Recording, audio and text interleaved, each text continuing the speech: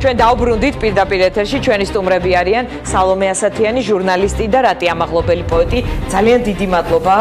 მე მგონი სალომეც დიდი ხანი არ მინახავს ასე სხვის ეთერში სტუმრად და რატი ხომ საერთოდ მე მგონი 2012 წლის არჩევნების წინ რომ აკეთებდა კომენტარებს და არჩევნების შემდეგ და ასე ვთქვათ იყო აქტიური მედიაში მას შემდეგ დიდი პაუზა ქონდა და ეხლა ის ჩვენი სტუმარია. მე მინდა დავიწყო მთავარი სიურპრიზი და სიახლე რა იყო ამ არჩევნებისგან თქვენთვის, თუმცა ასევე დავამატებ ბოლო ინფორმაციას, რომ ბოლო ცნობებით მხოლოდ ორი პარტიაა გამარჯვებული, ვინაიდან პატრიოტთა ალიანსი დგას ზღვარზე 4.99%, რატი თქვენგან დავიწყებ.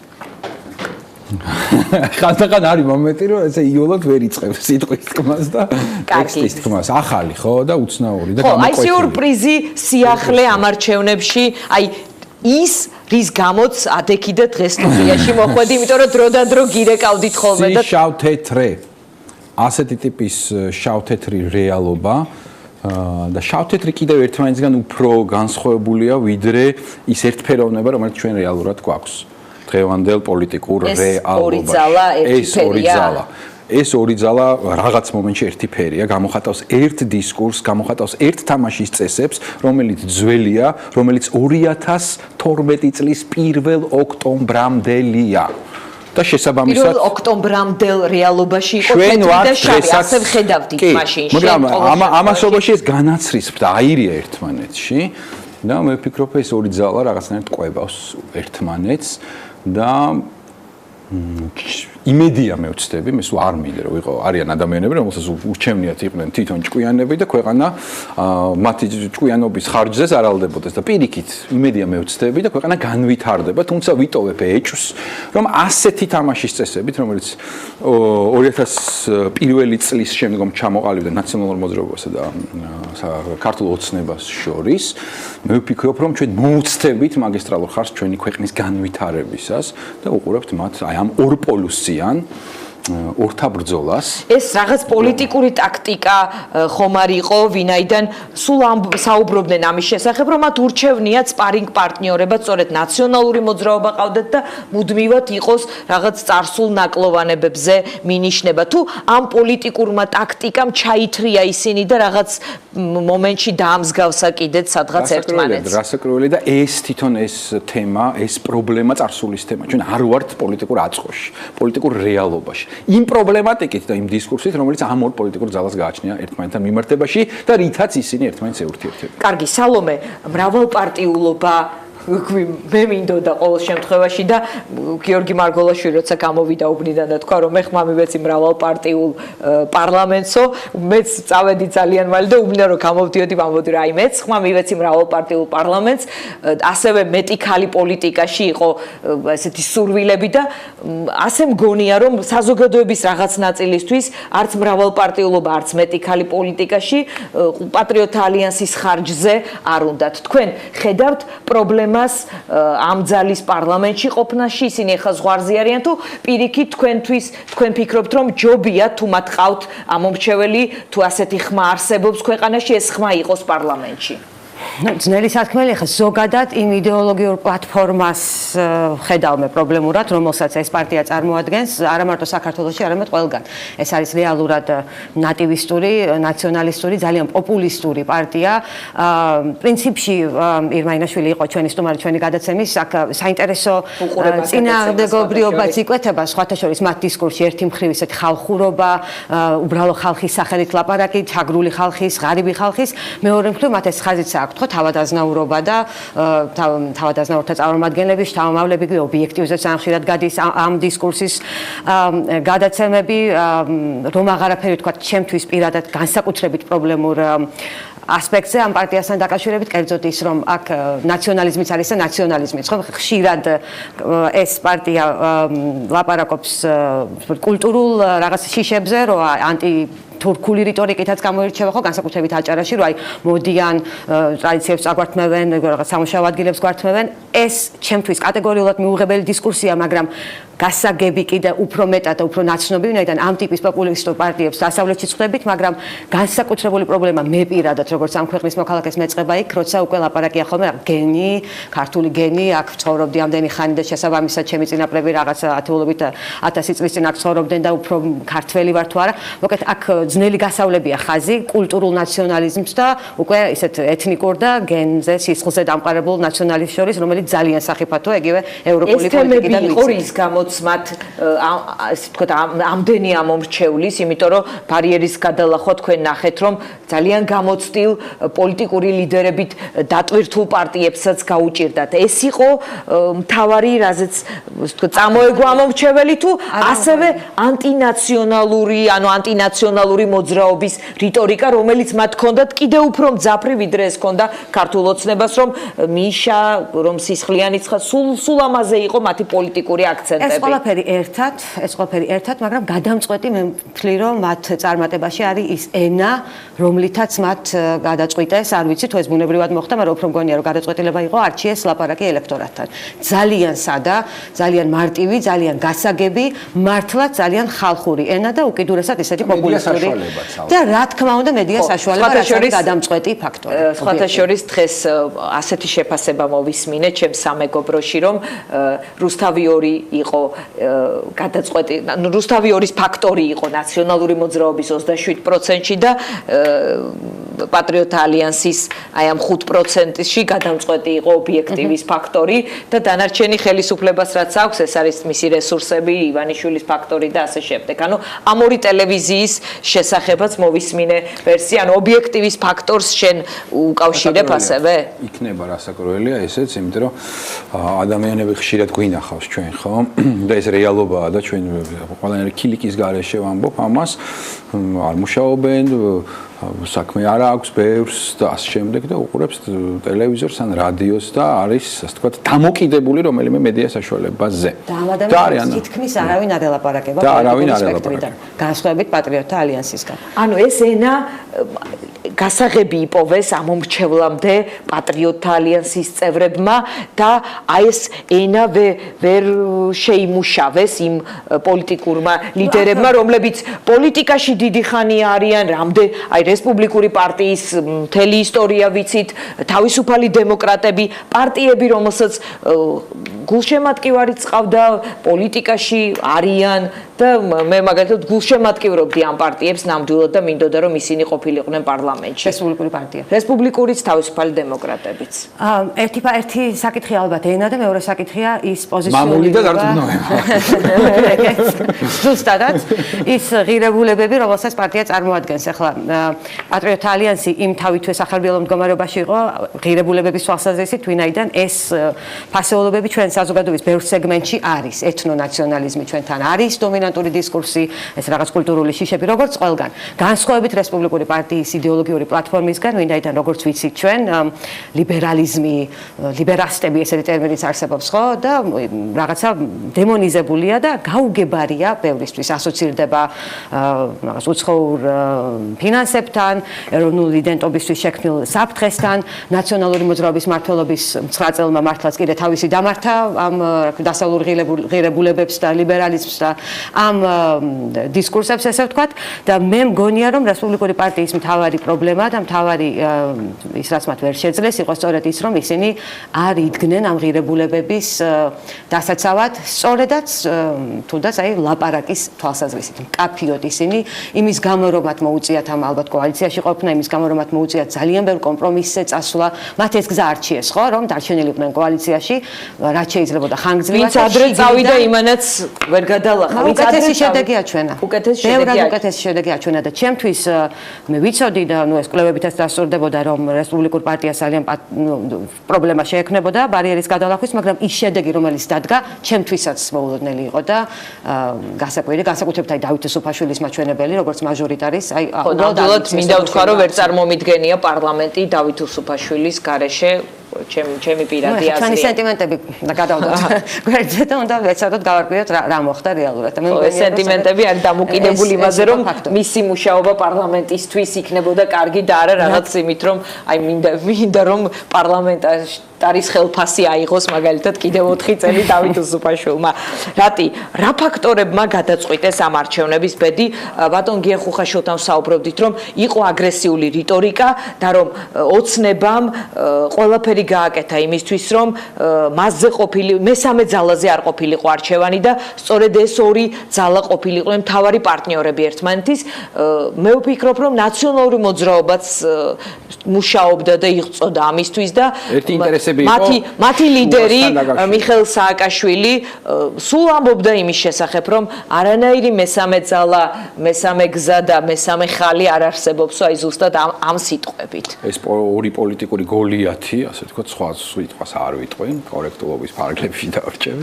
ერთმანეთის პირისპირ მისვლას ლამობს სულ, რომ შუა არ არსებობდეს და ეს იყო 2012 წლის პოლიტიკური ასეთი იყო. მაინც ჩვენ ვფიქრობდით, მე პირადად ვფიქრობდი, რომ გულისხმობში რომ უნდა დაწყებულიყო იმ თავითვე მაშინ უკვე იმ დროიდან რომ გამოჩენილიყო მესამე ძალა, უკვე იმ დროიდან. რასაკროლია ამათ ხმამაღალს ვფიქრობდი. მაგრამ საქმე რაშია? მაშინ უპირატესობა ის იყო, რომ ძალიან ბევრი პარტია იყო ერთ პოლუსზე. კი ბატონო და ყველა კაშკაშა ვარსკვლავი მართლა ვინც იყო პოლიტიკაში ერთ პოლუსად შეიკრა. ამიტომ ორი პოლუსის განცდა მაინც არ იყო, იმდენად მრავალფეროვანი იყო. ქართული ოცნება თავისთავად უკვე მრავალფეროვნებას წარმოადგენდა. აი რა მოხდა ხო? მე მაგალითად საკუთარი ემოციები რომ დამეთრგუნა ჩემ თავს, ჩემ მაგალითს გეტყვით. ვერ განმაზოგადებ, იმიტომ რომ არც სოციოლოგი ვარ და არც კვლევები მაქვს. გეტყვით ჩემ განცდებს, ძალიან სუბიექტურს და სპორადულს. მოხდა, მე ვფიქრობ ის, რაც ორივე პარტიამ, ორივე პოლიტიკურმა ძალამ შეუწყო ამას ხელი, მოხდა აი იმ ტრამვების, ასე ვთქვათ, ეკოებთან, ასე ვთქვათ, ეკოების მოსმენა, ჩვენი შინაგანი ტრამვების, რომელიც გქონდა ჩვენ 2012 წლამდე. და ადამიანებმა არ არის ისევ რაციონალურად მიცეს, არამედ ტრამვული მეხსიერებით ხმა. შიშებს უპასუხეს თავისი ხმის მიცემით, განცდებს მეხსიერებით მისცეს, მაგრამ ბოლო ორი არჩევნებზე მეტი მისცეს, მაგალითად ნაციონალურ მოძრაობას. თუ მათი ტრამვები იმ პოლიტიკურ ტრამვები აქეთაც არის, აქეთაც არის, გასაკვირველი არის ძალაუფლების დაკარგვის ტრამვები და ასე შემდეგ. და ასე შემდეგ. ანუ ისევე რომ მე გადაცემის დასაწყისში რო თქვით, რომ ჩვენ თვისობრივად 1 ოქტომბრის 2012 წლის 1 ოქტომბრის დრამაში ვართ და დრამატურგიაში ვართ და აქედან არ გამოვსულვართ, ახალი სიუჟეტი, ახალი დრამატურგია არ დაწყებულა.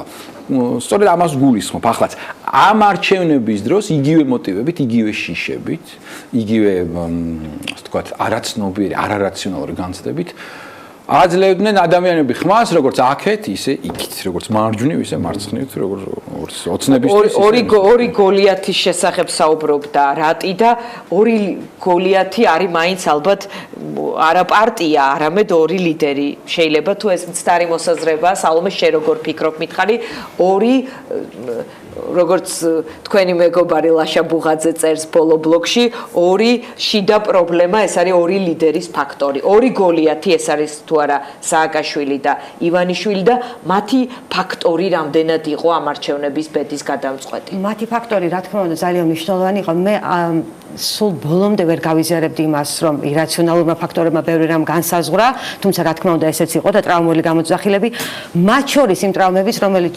კიდევ უფრო შორს მიდის, იგივე ჩვენ 90-იანი წლების ტრაუმების გამოძახილი. მე ჩემი ვარაუდით, ან რაღაც ემპირიული დაკვირვებით, არანაირი კვლევები არც მე არ მაქვს, მაგრამ ვფიქრობ, რომ ნაციონალური მოძრაობის ნაბიჯებმა და განსაკუთრებით მიხეილ სააკაშვილის რიტორიკამ ბოლო კვირების განმავლობაში საკმაო პროცენტები შემატა ქართულ ოცნებას, აი სწორედ ამ რიტორიკამ რო სარფთან ვარ და გადმოსურავდა.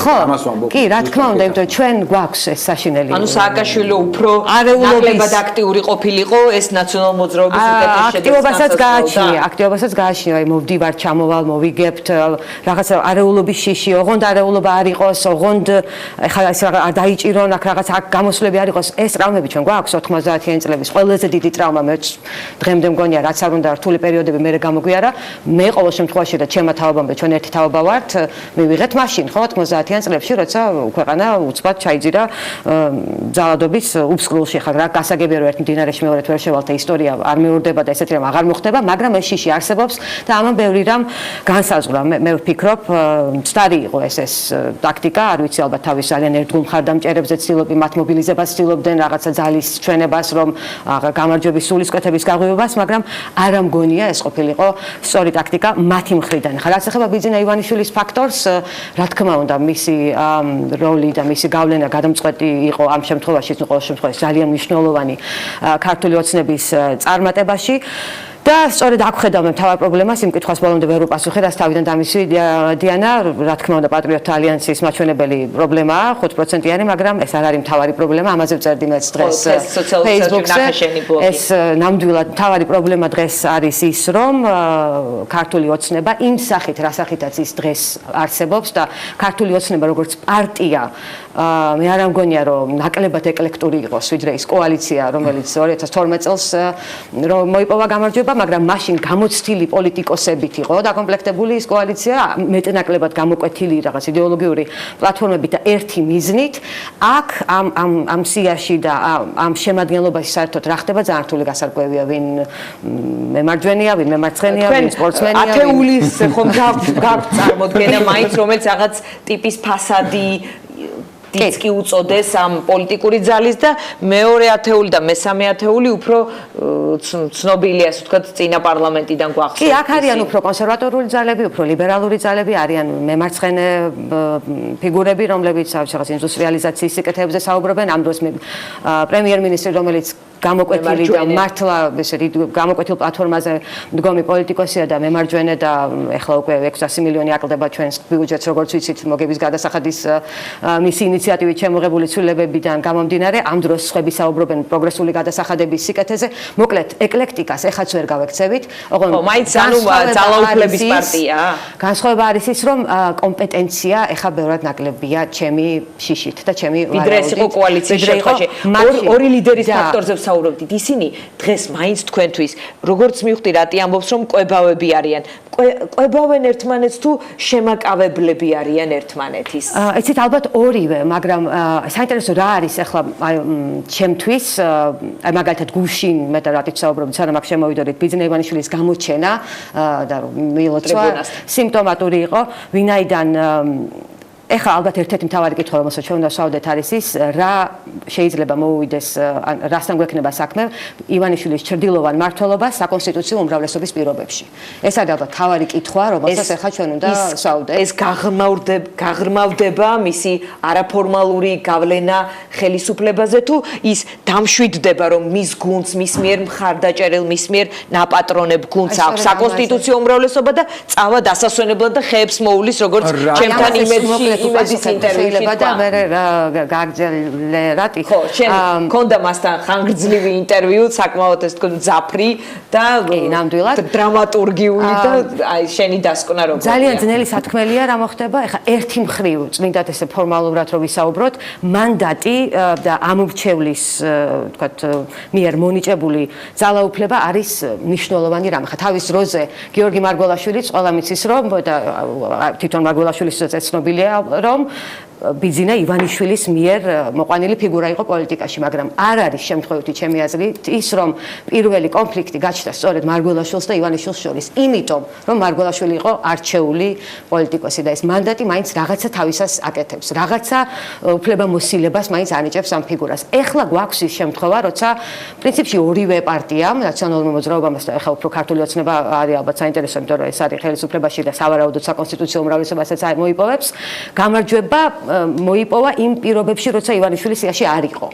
ეხლა ეს რას ივანიშვილი არც ერთ სიაში არასოდეს არ ყოფილა. ხო, მაგრამ ივანიშვილი ვიცოდით, რომ იქნებოდა პრემიერ-მინისტრი და იყო გუნდის ლიდერი და ეხლა არის რომ არის მოქალაქე და გასულია საერთოდ პოლიტიკური ეხლა მოიგო კვირიკაშვილმა ფორმალურად, როგორც პრემიერ-მინისტრი. ფოტოშორის გიავოლსკიმ ინტერვიუში ივანიშვილის ფაქტორი იყო თუ გადამწყვეტი თუ კვირიკაშვილის, გიავოლსკიმ საკმაოდ დამაჯერებლად ორჯერ ჩავეკითხე, თქვა რომ კვირიკაშვილის ფაქტორი იყო გადამწყვეტი. დაათანხმებოდი ივანიშვილის ფაქტორი. არ მიიღოს წაყვედური რატი როგორ ფიქრობ, აი ჩვენ საუბრობდით საკონსტიტუციო უმრავლესობა რა რისკებს და ხიფათებს აჩენს ამ გუნდისთვის და ჭრილოვანი მართლობისთვის ასევე ამ გუნდზე. ის ინგრედიენტი, რაც კრავს სალომემ როგორც ისაუბრა ზუსტად ამ ეკლექტურ პოლიტიკურ წარმონაქმს ქართული ოცნების სახით, ეს ინგრედიენტი თვითონ არის ბიზნეს ივანიშვილი, როგორც ძალაუფლების წმინდა ინგრედიენტი. არ ვიცი, ხერძი ამ გუნდის. როგორც იყრება, ხო, ეს რაღაც ადრე აკეთებდნენ რაღაცა ფხნილს, ბეტონის შესაკრავად, ქვიმის შესაკრავად. ხო, აი ეს არის ის კვერცხის ხული, აი აუხდება, ხო? ეს არის, იმიტომ რომ დანარჩენი ამ სხვა ადამიანს ერთმანეთთან შეიძლება საერთო არ კონდეს, ხო? არაფერი. უამრავ აღარ ჩამოთვლი რამ. ამიტომ მე ვფიქრობ, რომ ივანიშვილის ჩართულობის ხარისხი თავისთავად იზრდება და მისი ნერვიულობის ხარისხიც, რადგან ეს მას ქართულ ოცნებას აქვს მუდმივად შლის ტენდენცია. მისი ასე ვთქვათ არსებობისთანავე ეს არის ის ქვიშის სასახლე რომელიც მუდმივად შენდება და მუდმივად იშლება მუდმივად არ არის ის იმ კონსისტენციის რაც ჩვენ ვიცით როგორც ნაციონალური მოძრაობის სახით რომელიც მუდმივად ესე ბირთულად შეკრულია მიუხედავად იმისა რომ ჩვენ ვესმისრების შიდა დაპირისპირების შესახებ ეს არის მუდმივად განახლებადი შლადი და ამ შლიდან ახალი კონფიგურაციების ასე ვთქვათ ანუ საკონსტიტუციო უმრავლესობაც ვერ მოასწვენებს ივანიშვილს რომ წავიდეს შავი ზღვის პირას თავის ვილაში და შვიდათ იყოს. ყველაფერს ნახავთ, მაგრამ ფაქტს ვიძახი, მხოლოდ იქიდან გამომდინარე, რომ რა არის იმის შემკვრელი, რაცაც ქართული ოცნება ქვია და ეს არის რასაკვირველია ბიძინა ივანიშვილი. და ეს იცის მან და მე ვფიქრობ, რომ გუშინ ეს მან დააფიქსირა, აი პირდაპირ კადრით, როდესაც ის მთავრობის ზურგს უკან იდგა. კადრი იყო ასეთი. ხო. ივანიშვილი ბექში, მაგრამ რეალურად და მან ასე თქვა ეს განაცხადა, რომ მე ვარ აქ უკან. ფაქტორებზე ვსაუბრობდით, რამაც არჩევნებზე გადაწყვეტილება, რამაც აი ამ პროცესის, ვთქვათ, ამომრჩევლის გემოვნებაც განსაზღვრა და ასე შემდეგ. აქ იყო სააკაშვილი თავისი ვიდეო მიმართვებით, ივანიშვილი პერმანენტული პრესკონფერენციებით, იყო ფილმიც ასევე მისი როლი რაში იყო. აი მოკლედ კიდევ ერთხელ დაუბრუნდეთ ამ თემას, ფაქტორებს, ანუ ეს ორი ლიდერი მისი აქტივობა იყო თავარი ფაქტორი, იმიტომ რომ მე მაინც ასევე მგონია რომ სხვა პარტიებშიც რაც ხდებოდა, სწორედ ამ ორი პოლუსის ირგვლივ ტრიალებდა სხვა პარტიების ბედით. მაგალითად, ივანიშვილი თუ გააკრიტიკებდა რესპუბლიკელებს, უცებ მთავარი ესე ვთქვათ სადისკუსიო თემა იყო რესპუბლიკური პარტია, ანუ ამ ორი ლიდერის სასაუბრო ენაც კი განსაზღვრავდა ვინ დღის წესრიგს, მოკლედ თუნდაც ნიუსის. კი და ეს არის ძალიან დიდი პრობლემა ქვეყნისთვის. ვინაიდან ესეთ სიტუაციაში ხანდახან იმასაც ვფიქრობ ხოლმე, რომ დაუბრუნდეთ 2012 წელს ის პოლიტიკური სისტემა, რომელიც ნაციონალურმა მოძრაობამ თავის და უნებურად და თავის სურვილის საწინააღმდეგოდ გადააბარა ქართულ ოცნებას იყო მართლა მორგებული ერთპიროვნულ მართლობაზე. ხო, ბაში ხო ჩვენ რეალურად აქონდა არც დამაბალანსებელი, არც დემოკრატიული ინსტიტუტები არსებობდა, არც ხელისუფლების შტოებს შორის ბალანსი, გვახსოვს როგორ მუშაობდა პარლამენტის სასამართლო და არავის არ ეგონა პირველ რიგში არც ნაციონალურ მოძრაობას, რომ ამას გადააბარებდნენ სხვა პოლიტიკურ ძალას. და მოხდა რა, რომ ეს გადააბარეს პოლიტიკურ ძალას, რომელშიც გამსაზღვრელი ფიგურა იყო ადამიანი განუსაზღვრელი ფინანსური ძალაუფლებით და ერთი ადამიანის ხელში თავმოყრილი ასეთი ფინანსური ძალაუფლებას კიდე პოლიტიკური რო დაემატება, იქ შეიძლება ძალიან ცუდი შედეგები დადგეს და მე მართლა მგონია, რომ ჩვენ კიდე გადავრჩით. და ის რო დღეს მოვედით და კიდე მეორე არჩევნებზე ვლაპარაკობთ და ასე თუ ისე რაღაცა მომავლის ისიც გვინდა რომ პროგნოზები გავაკეთოთ, ეს ძალიან კარგია და ძალიან ბევრი რაღაცა ფაქტორზეა დამოკიდებული. ეხლა არ ვიცი, აი დაიქნება ჩემთვის ყველაზე საინტერესო არის სწორედ ეს ფაქტორი. ქართულ ოცნებას ეხლა ექნება უფრო მეტი ძალაუფლება და ამ ძალაუფლებას შემაკავებელი არ ყავს. აი, რა უნდა შეაკავოს საპარლამენტო 27% ნაციონალური მოძრაობის, ასეთი ჩემი აზრით სერიოზული შედეგი ნაციონალური მოძრაობის, რომელსაც ის რადარებიდან გაქრობასაც უწინასწარმეტყველებდნენ ოცნების ლიდერები. კი, არ შეიძლება ჩრდილოვანი მმართველობის პირობებში, ეს არ არის იმაზე საუბარი, კარგი კაცია ივანიშვილი თუ ცუდი კაცია და სააკაშვილი რაც გავს და არ გავს. ვერ ვითარდება ესე დემოკრატიული ინსტიტუტები, ვერ ვითარდება ესე ქვეყანა წინ. სერიოზულად ლაპარაკი ინსტიტუციურ განვითარებაზე სისტემა იყოს ისეთი, რომ რომელიც გაუძლებს ბევრ ახლა ამერიკაში ბევრი ლაპარაკებაზე, რომ აი მოდის დონალდ ტრამპი აბსოლუტურად ამოვარდნილი ყველანაირი პოლიტიკური კონტექსტიდან, ტრადიციიდან, მაგრამ ბევრი ამბობს იმას, რომ აქ ისეთი ტრადიცია, აქ ისეთი ინსტიტუტები აქვს, თავის საქმეს აკეთებს კონგრესი, სენატი, სასამართლოები, რომ თქვენ ასეთ შემაკავებელ ინსტიტუტებს, ფაქტორებს, მედიის, არასამთავრობო ორგანიზაციები, ოპოზიცია, კრიტიკული მედია, ძალიან მყიფეა, არსებობს მედიაში, რაც არ უნდა თქვან ჩემმა პირადმა ოპონენტებმაც და ქართული ოცნების ოპონენტებმაც, რა თქმა უნდა, ამას უარყოფ არ შეიძლება, რომ 4 წლის განმავლობაში ბევრი პრობლემის მიუხედავად და ძალიან მწვავე სიმპტომების მიუხედავად უკეთესობა არის მედიაში და ამას ადასტურებს არაერთი საერთაშორისო ორგანიზაციის ანგარიშიც, მაგრამ მყიფეა. ეს ყველაფერი არის ძალიან მყიფე და შეიძლება ძალიან მარტივად შეიცვალოს. მე ამისი დატი, მე ვეთანხმები სალომეს მის შიშებთან დაკავშირებით არაფორმალურ მართლობას, თუმცა ასევე მომისმენია ბატონი ივანიშვილის კომენტარები, რა ვქნაო, ჩემი გუნდის წევრები არიან ხანდახან აზრს მეკითხებიანო, ასეთი გავლენა მაქვს, ავტორიტეტი მაქვს, ჭარბინდობა მაქვს და მე რა გავაკეთო, ანუ მე ამ კონტრარგუმენტებზე თქვენ რა შეგიძლიათ თქვათ? არ გამოდგება ეს არგუმენტად? ძალიან რთულია, როდესაც შენ ხედავ ასეთ გამოცდილ პოლიტიკოს, როგორც არის დავით უსუფაშვილი, მოქმედი პარლამენტის თავმჯდომარეს და რომელიც აგებს ალბათ ბიზინა ივანიშვილთან, ხო, საბოლოო ჯამში. ასე მითხრა სხვათა შორის ეთერში, რომ ჩემი პარლამენტის თავმჯდომარეობა და დეპუტატობა ბიზნეს, ანუ ბიზნეს მოტანილია და შეიძლება ბიზნესამდე წაიღოს უკან. აი, ემთხვევა დათოსი და ჩემი, ასე ვთქვათ, ამ შემთხვევაში მოსაზრებები. და როდესაც სალომე ამბობს ქვეყნის განვითარებაზე და ინსტიტუციების სიძლიერეზე, ამას გულისხმობს, რომ ასე ვთქვათ, ძალიან მნიშვნელოვანია ის ინსტიტუტები და ის ადამიანები, რომლებიც ამ ინსტიტუტებში მუშაობენ, მათ აქვთ გამოცდილება, მათ აქვთ რენომე, მათ აქვთ საქმე, მათ აქვთ CV, საშინელი სიტყვა, მაგრამ ასეთ, როდესაც ერთ ადამიანს, ერთ პოლიტიკურ გოლიათს აქვს ეს ყველაფერი თავის თავში მოგროვებული, მაშინ ჩვენ შეიძლება სრულიად უცნობი ადამიანები ვიხილოთ პოლიტიკაში და ისეთი ადამიანების ხარჯზე, როგორც არიან ბატონი დავით უსუფაშვილი. და არა მარტო ბატონი დავით. ეს არის სწორედ დღევანდელი პოლიტიკური კრიზისის და დღევანდელი ჩვენი შიშების, არა გაბუქებული აპოკალიფსისის, არამედ ჩვენი შიშების მომავალთან მიმართებაში, იმიტომ რომ ეს არ არის ევროპული ტრადიცია, ეს არ არის ევროპული დემოკრატიის გზა, რასაც ჩვენ ეხლა ვუყურებთ. და კიდევ პრობლემა აღქმა, აი გადაწყვეტილების მიმღები, როცა არ არის ცნობილი, აი არ ვიცით. შეიძლება ერევა, შეიძლება არ ერევა, შეიძლება მართლა გადის 6 თვე ისე, რომ საერთოდ არაფერში არ ერევა, რომ მოუნდეს ჩაერევა.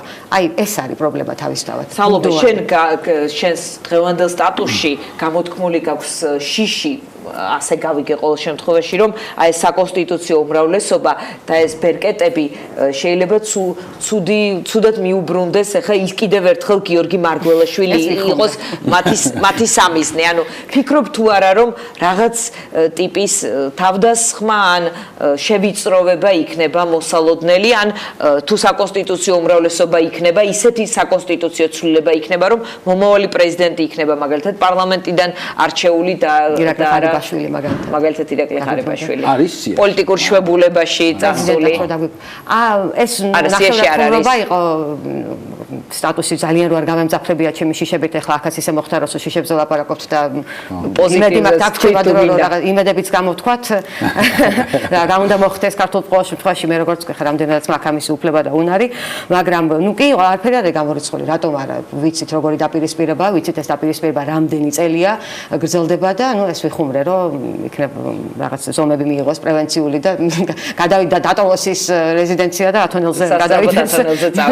იქნებ რაღაცა, მაგრამ არა მგონია ეს სწრაფად ეს მოხდეს, მაგრამ გამორიცხული არაფერი. თქვენ საუბრობდით აი ამ საფრთხეებზე საკონსტიტუციო უმრავლესობის შექმნის თვალსაზრისით, მაგრამ აი გია ხუხაშვილი საუბრობდა, რომ რადგან ერთ-ერთზე ამ მონაცემებით უწევს დარჩენა ოცნებას ნაციონალურ მოძრაობასთან, ჩვენ ვიცით, რომ ნაციონალურ მოძრაობის შტაბში არის თათბირი ხა და რაღაც სამომავლო გეგმები უნდა დასახონ, სულ არ არის გამორიცხული, რომ ამ პარტიამ რაღაც დესტრუქციას, აქციებს მიმართოს საპროტესტო მოძრაობაზე, საერთოდ არ შევიდეს პარლამენტში და ლეგიტიმაცია დაუკარგოს ამ პარლამენტს ბატონი გიას ვერსიით, უკაცრავად სააკაშვილის გზაც არის იმ პარტიაში და ბოკერიასიც, რომელიც ალბათ 2020 წლისთვის თulis ბოკერია, ხოლო სააკაშვილს ალბათ უფრო ახლო პერსპექტივა უნდა. ანუ ასეთ საფრთხეებს და ასეთი გზის შესაძლებლობას რამდენად უშვებ? მე ვერ გამოვდგები ჩემი პროფესიით ასეთი სცენარების გავლისთვის, მიუხედავად იმისა, რომ ძალიან საინტერესოა ასეთი სცენარები, თუმცა შეიძლება, იმიტომ რომ ეს ორპოლისიანობა იმთავითვე ტოვებს ასეთ რისკის შესაძლებლობას და ამადაც ძალიან ცუდია ყოველივე ეს. მე ვფიქრობ, რომ უახლოეს მომავალში გარკვეულწილად ჩვენი საზოგადოება დისტანცირდება ჩვენი პოლიტიკური სპექტრის მიმართ, ანუ ამ ორი პოლიტიკური ძალის მიმართ და ეს იქნება ძალიან მძიმე. ანუ ანგარიშვალდებულების ინტერესს დაკარგავს და იტყვის რომ რაც მოხდა დაახლოებით ის იმედგაცრუება Brexit-ის შემდგომ ინგლისში.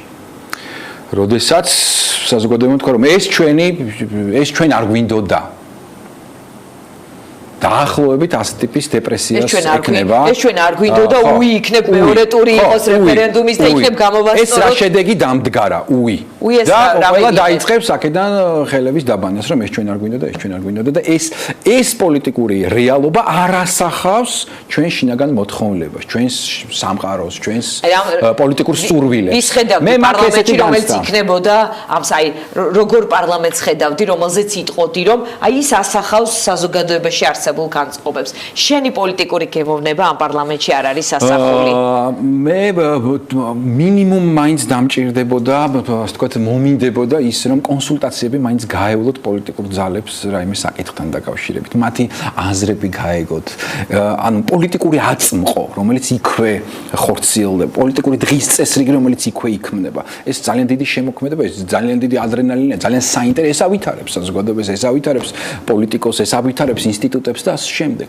არა მხოლოდ გაიდლაინები ან უფროსებთან სიარული ტელეფონით. ხო, აი ამას ჩვენ მოკლებულები ვიქნებით, ხო? ასე ვთქვათ, პოლიტიკურ დღის წესრიგს, პოლიტიკურ პროცესს, თანამშრომლობას და ამ შემდეგ და იქნება აქცენტი რის გარეშეც პოლიტიკური ცხოვრება სრულად ნაცრისფერია და ანუ თქვენ კიდევ ხედავთ პარლამენტს შემდეგი 4 წელი თუ ყველაფერი კარგად წავიდა და დარჩნენ პოლიტიკური მოთამაშეები მეორე ტურები ჩაივლის შევლენ პარლამენტში თქვენ ხედავთ მუდმივ საუბარს წარსულზე და 9 წელი versus 4 წელი იქნება 9 წელი versus 8 წელი უკვე მეორევად ის დასასრული. მე ვფიქრობ რომ თვითონ ქართულ ოცნებას მოუწევს საკუთარ წიაღში იმ ნაკლისის შევსება მას მოუწევს, რომელიც მას აქვს სხვა პოლიტიკური პარტიების არქონით და მათთან, ასე ვთქვათ, გამიჯნის შედეგად რაც დადგა ეს დანაკლისი, ხო?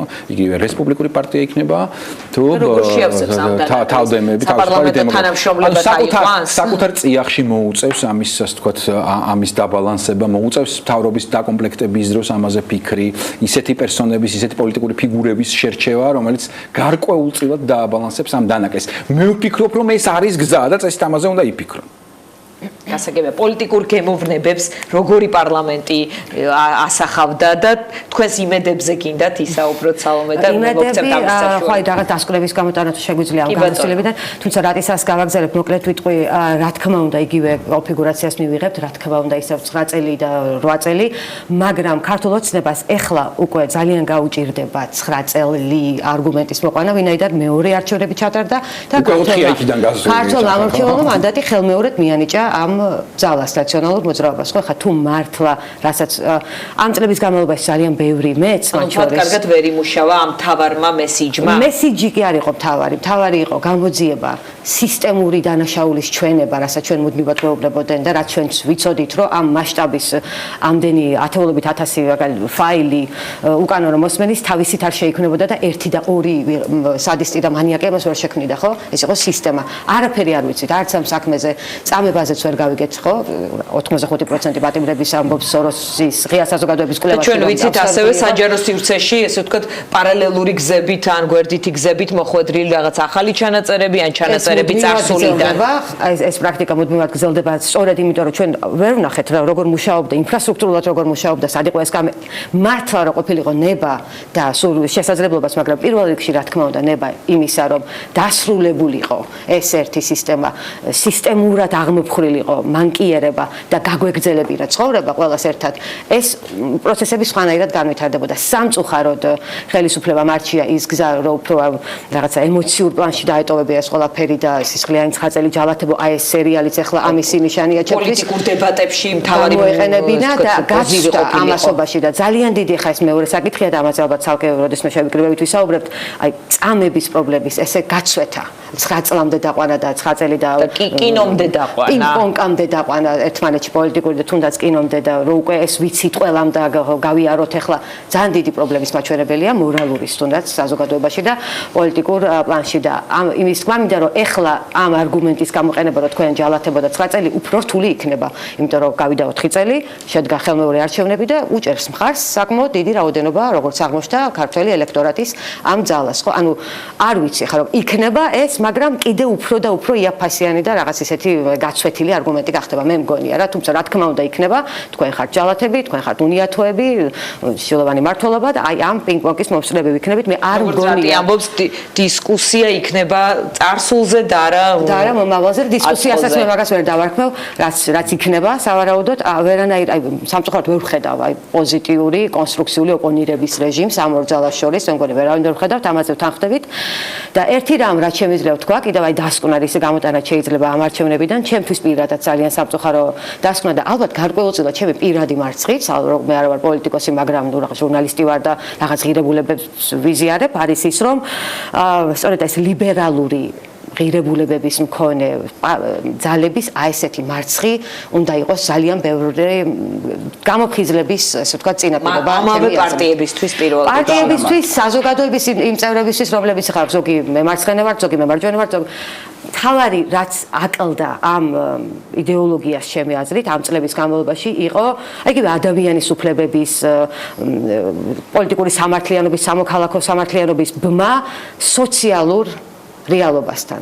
იმ სოციალურ იმ პირობებში, რა პირობებში ჩვენი საზოგადოება ცხოვრობს, იმ პირობებში, როცა ჯერ კიდევ 1.600.000-მდე მოქალაქე ითხოვს სოციალურ შემწეობას, აქ ლაპარაკი რაღაცა პროგრესულ განვითარებაზე და მოქალაქეების ჩართულობაზე პოლიტიკურ ცხოვრებაში და ყველას უფლებების დაცვაზე, ამ პრობლემის აქტუალიზაციის გარეშე არის უსამართლო უბრალოდ. და სწორედ ამიტომ არის ერთ-ერთი მიზეზი ისიც, რატომაც აქცია ზურგი ამ მრჩეველმა, ამ ღირებულებების მქონე პარტიებს, რომლებიც მუდმივად საუბრობდნენ დაწყობილი გამართული, მაგრამ პრინციპში აი ქართული სოციალური რეალობისგან მოწყვეტილი ენით და ასევე ჩვენც ყველა მე პირადადაც ვიღებ ამ პასუხისმგებლობას და აი ბევრ რამეზე უნდა დავფიქრდეთ და მე იმედი მაქვს რომ ახლა 2020 წლამდე რა მოხდება, მაგრამ ნელ-ნელა ჩვენშიც გამოიკვეთება ეს პლატფორმა, რომ არ არსებობს სამართლიანობა სოციალური სამართლიანობის გარეშე და ნახოთ რა იქნება რა, რომელი ახალი ძალის მოლოდინი რო არის, ეს ფაქტია და მომავალზეც რომ ვთქვათ 2016 წლის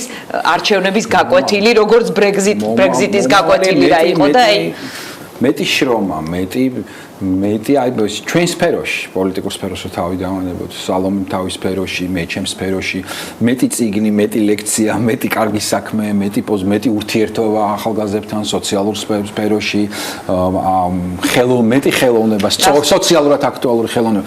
ესე არ მოდის ცალკე რაღაც უცებ-ერთი პოლიტიკური პარტიიდან, ანუ ჩვენ მაქსიმალურად მეტი უნდა ვიშრომოთ და ეს შრომა და ეს გულითადი შრომა გულწრფელად ყველანაირი პათეტიკის გარეშე ეტყობა მერე გვეტყობა. იმ ლიდერებს, რახან პოლიტიკურ ველზე ვსაუბრობთ, იმ ლიდერებს რას ურჩევთ, რომლებიც დარჩნენ გემს მიღმა, როგორც პარლამენტს მიღმა, მე რამდენიმე მქონდა კომუნიკაცია და ეს დეპრესიული ნიშნები შევნიშნე. როდესაც ერთი კარი იკეტება, 10 იღება.